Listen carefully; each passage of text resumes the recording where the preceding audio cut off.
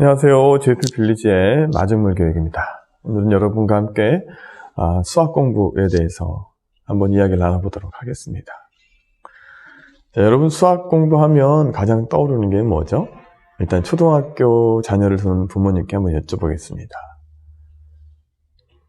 그러면 많은 대부분의 엄마들이 연산, 구구단 이런 이야기들을 좀 할 겁니다. 우리 아이는 구구단을 외웠느니 안 외웠느니 심지어 5살인데 구구단을 외웠다고 우리 아이는 수학을 잘할 것 같다고 막 얘기를 합니다. 과연 수학을 이렇게 외우면 연산을 많이 하면 잘할 수 있을까요? 여러분 한번 생각해 보십시오. 여러분 어머님이니까 여러분 직업을 한번 제가 비유를 해 보겠습니다. 자, 5살 때부터 여러분 설거지를 계속 시킨다고 생각해 보십시오. 그러면 설거지를 잘할까요? 그리고 그 설거지가 한 20살까지, 19살까지 계속 해야 된다고 생각해 보십시오. 매일. 하루 3번씩. 벌써 지겹죠? 이게 뇌의 구조입니다. 아이들이 5살부터 고등학교까지 끝나지 않는 공부를 계속 해야 된다는 걸 벌써 어렸을 때 인지시켜주면 머리는 그 공부를 싫어하게 됩니다. 그리고 지겨워서 숫자를 봐도 계산을 잘 못하게 됩니다. 그래서 일찍 연산을 시키는 것이 아니라 그 1학년 과정, 2학년 과정이 끝난 후에 그때 이제 간헐적으로 한 달 정도나 아니면 한 주일 정도를 연산을 시키고 그 다음에 또 진도를 나가게 하고 이렇게 지겹지 않게 중간중간에 넣어야 됩니다. 근데 이 두꺼운 책들, 끝나지 않는 책들 6권, 7권씩 연산 책들 있지 않습니까? 기적의 무슨 연산법부터 무슨 탄탄 수학 하여튼 되게 많죠. 그런 것들을 계속 갖다 대고 연산을 시키면 아이들이 연산이 지겨워서 연산만 보면 더 연산을 못하게 됩니다. 제가 지금 고등학교까지 지금 수업을 하고 있는데 그 아이들이 전부 지금 연산을 어렸을 때부터 한 아이들인데 연산에서 계속 틀립니다. 이런 문제점들이 생깁니다. 물론 다 그렇진 않을 수 있습니다. 어렸을 때부터 일찍 하면 잘하는 아이도 있겠죠. 근데 대부분의 아이들이 진료하기 때문에 뇌에서 자꾸 숫자를 거부하게 되고 수학을 포기하게 되고 하기 싫어하게 합니다. 자, 그러면 초등학교 과정에서 일단 구구단을 공부하는데 이 초등학교의 구구단에 외우는 거의 문제점을 한번 제가 칠판을 통해 설명을 해보도록 하겠습니다. 예를 들어서 3 곱하기 2 있고 3 곱하기 3 있고 이렇게 3단을 한번 볼게요. 3단을. 그러면 2, 3은 6 그냥 끝이죠. 3, 3은 9. 이게 문제입니다, 사실은. 머리가 확장해서 생각하게 해야 되는데 더 이상 생각을 안 하게 되는 수학이 이렇게 외우는 겁니다. 자, 앞에 숫자는 낱개 3개라고 봅시다. 사탕 3개라고 보면 사탕 3개가 있는 게 몇 봉지가 있느냐? 이렇게 봉지 개념으로 2봉지로 보겠습니다. 그룹으로. 그래서 낱개가 다시 6개가 있다. 이런 개념으로 한번 설명을 해볼게요. 심지어 아이들 초등학교 교재에 다 나와 있습니다. 근데 중요하게 생각하지 않고 그냥 한 번만 읽어보고 그냥 이걸 외우라고 시킵니다. 그게 문제입니다. 그게. 마찬가지 사탕 3개가 있는 것이 봉지에 담아서 3봉지씩 3개씩 3봉지가 있는 게 낱개 9개의 사탕이 있는 겁니다.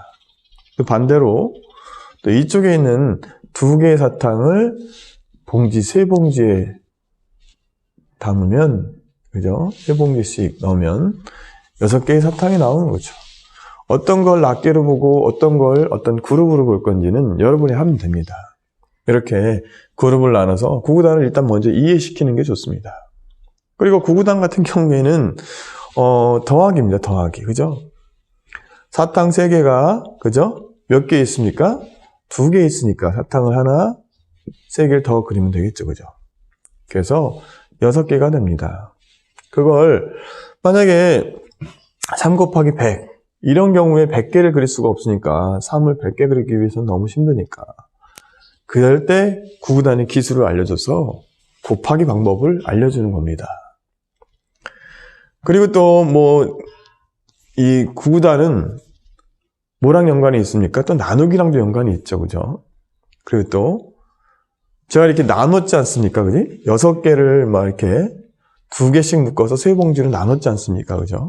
또 6개를 또 2개씩 빼는 겁니다. 이렇게 없어질 때까지 빼는 거나 없어질 때까지 나눠주는 거나 똑같은 개념인데, 그래서 곱하기는 더하기, 빼기, 나누기 이것들이 다 섞여 있습니다.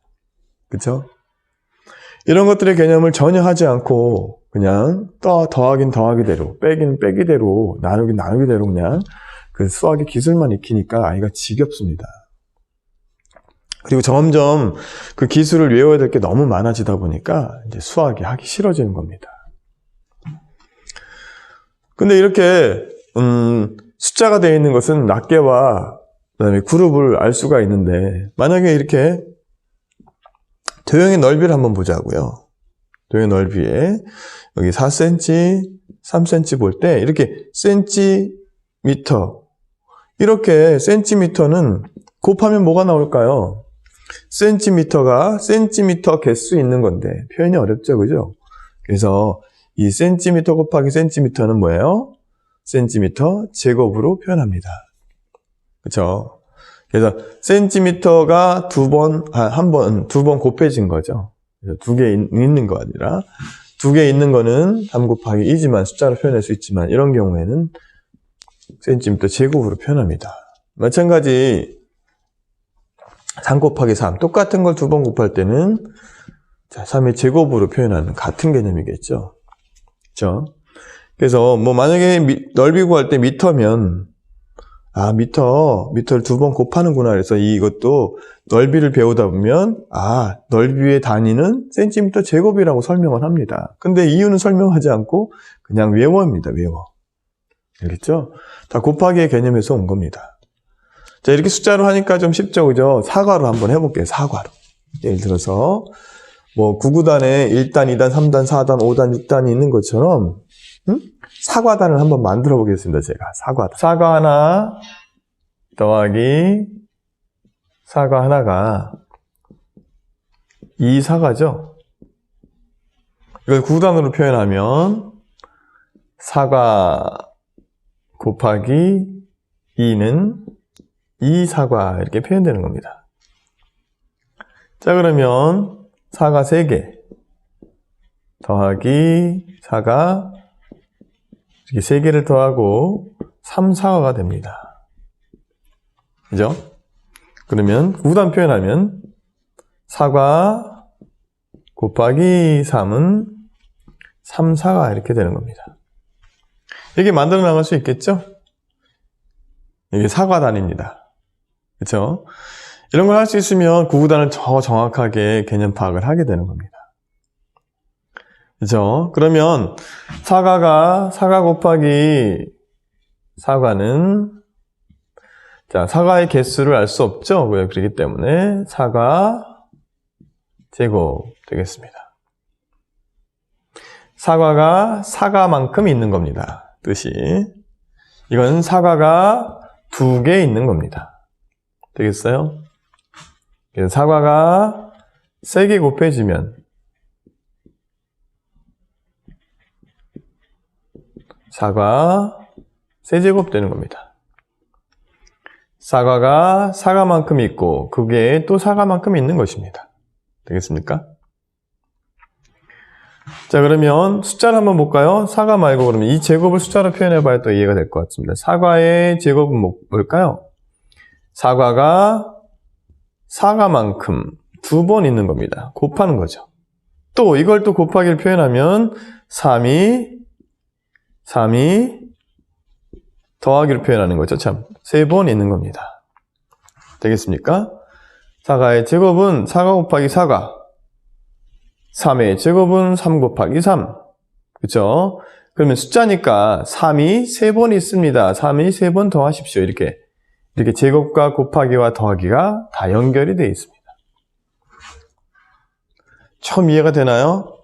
이렇게 좀 개념으로 그림으로 어렸을 때부터 익히면 수학이 좀 더 쉬워질 겁니다. 공식을 이제 외우기 시작하는 게 이제 넓이인 것 같은데, 넓이가 왜 나왔는지를 사람들은 그림에 나와 있고 본문에 나와 있지만 설명을 잘 하지 않습니다. 그냥 외웁니다. 직사각형 넓이 다 아시죠? 가로 곱하기 4cm라고 보고 여기는 3cm라고 다시 보겠습니다.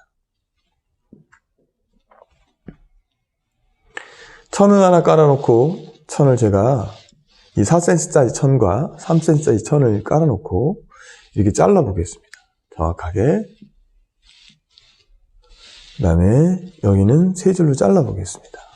그러면 천이 조각이 많이 나왔죠, 그죠? 이거 쉬어보십시오. 몇 개인지. 1개, 2개, 3개, 4개, 5, 6, 7, 8, 9, 10, 11, 12 이렇게 일일이 쉬어도 되고요. 4 곱하기 3을 해도 됩니다.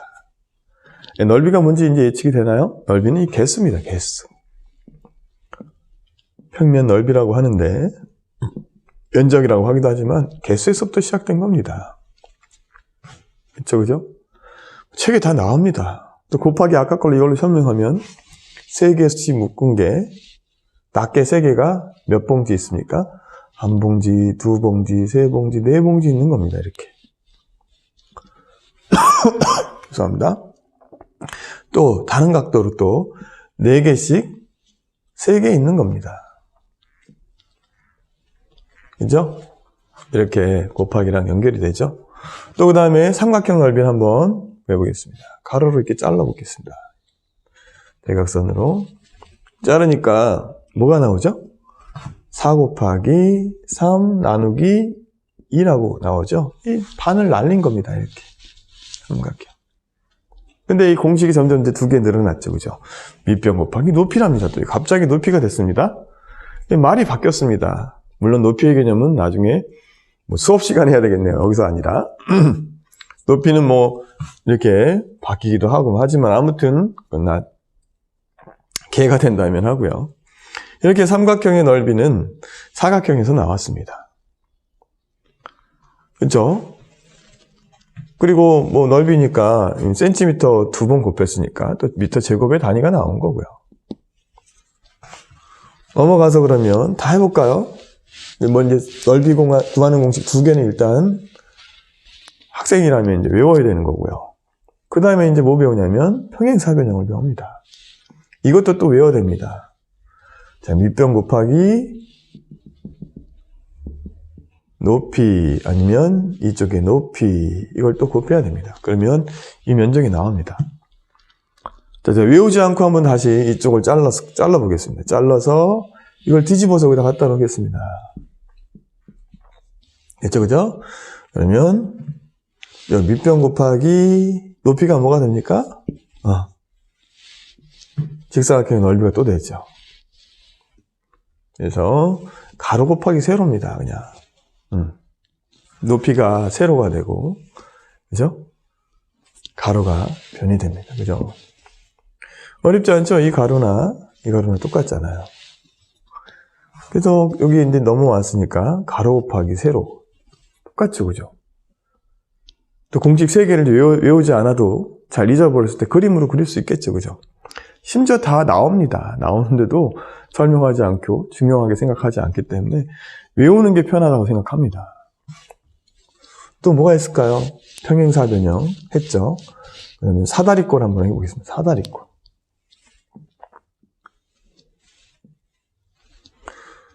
사다리꼴은 이 똑같은 모양의 사다리꼴을 이쪽으로 갖다 붙여보겠습니다. 됐죠, 그죠? 사다리꼴의 넓이는 윗변 더하기 아랫변 곱하기 높이 나누기입니다. 왜 그런지 또 예상이 되시죠? 직사각형 넓이입니다. 자, 윗변하고 여기 윗변하고 같죠, 그죠? 아랫변하고 여기 아랫변하고 같고요. 그래서 가로가 윗변 더하기 아랫변입니다. 그 곱하기 높이랍니다. 높이가 세로지, 세로. 직사각형의 세로에다가 그 다음에 나누기 2니까 또 이 반쪽을 이렇게 버리는 겁니다. 그래서 이쪽 넓이 구하는 겁니다. 어렵나요? 그래서 뭐 잊어버렸으면 하면 됩니다. 그렇죠? 그럼 벌써 4개인가요? 직사각형, 삼각형, 평행사, 변형, 사다리꼴. 또 하나 뭐 남았죠? 마른 목골 한번 해보겠습니다. 마른 목골. 마른 목골은 한 대각선 곱하기 한 대각선 나누기입니다. 또 볼게요. 요걸 잘라서 여기다 갖다 붙이고 요걸 잘라서 여기다 갖다 붙입니다. 그럼 뭐가 됩니까? 여기 직사각형 넓이가 됩니다. 또. 한 대각선은 그대로 살아있지만 한 대각선은 반이 잘린 상태로, 그죠? 이게 없어지죠. 이게 이 대각선인데 일로 오니까, 그죠?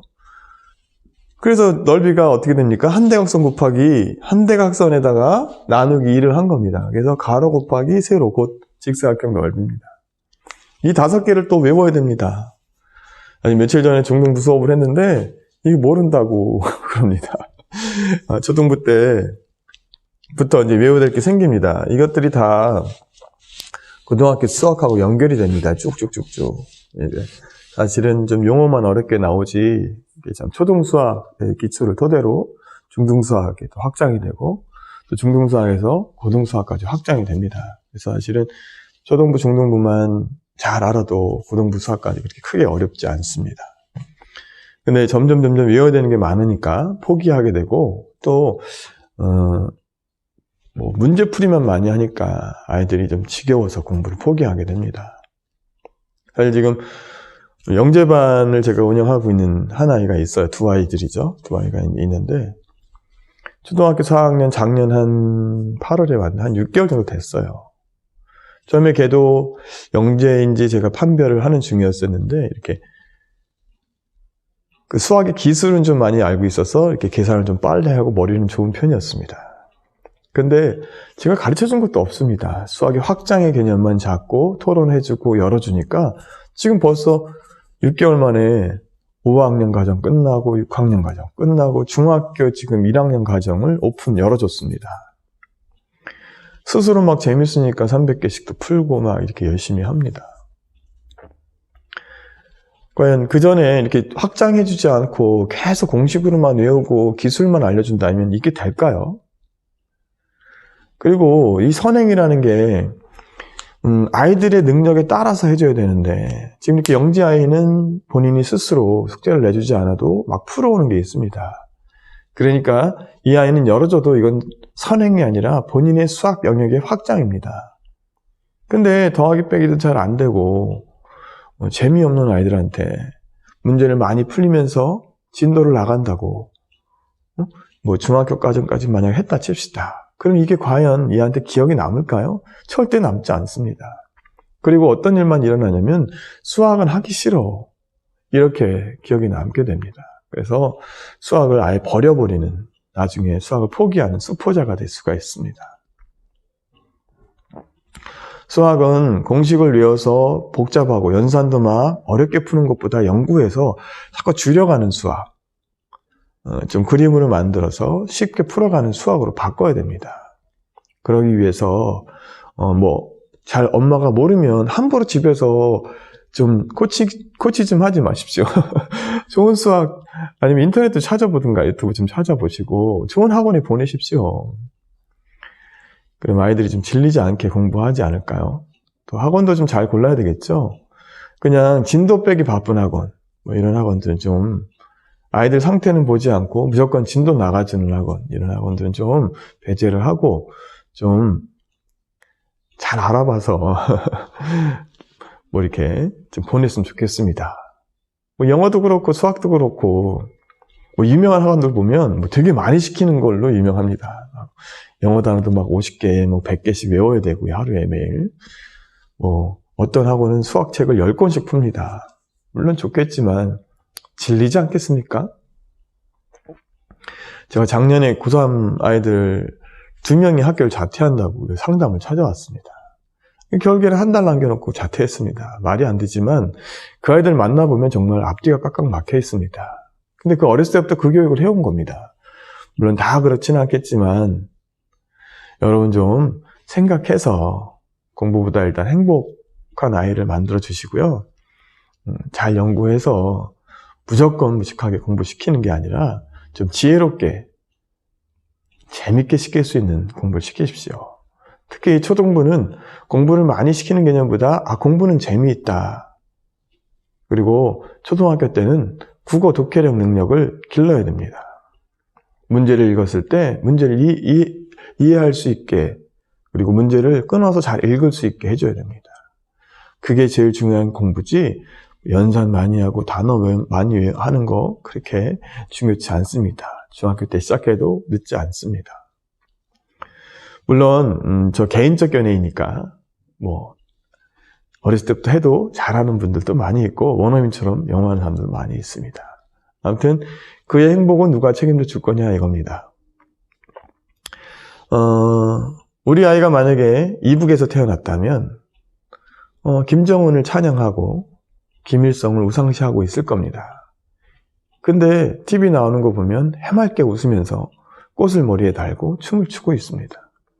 행복해 보이지 않습니까? 교육은 이렇게 무서운 겁니다. 어떻게 교육하냐에 따라서 그 아이가 행복이 달라지고 가치 기준도 달라집니다. 물론 태어나자마자 계속 공부시켰다면 이 아이는 다른 세상을 모르고 공부는 잘하고 그냥 그게 행복인지 알겠죠. 안 하면 안 되는 건지 알겠죠. 어떤 경험을 어떻게 시킬 건지는 부모님의 몫입니다. 초등학생은 초등학생답게, 중학생은 중학생답게 경험과 어떤 공부 양을 정해서 시켜주는 것이 좋지 않을까 하는 생각이 듭니다. 아무튼 공부 때문에 너무 불행한 일이 없기를 바라면서 이 강의를 찍었습니다. 그러면 다음 시간에 또 뵙도록 하겠습니다.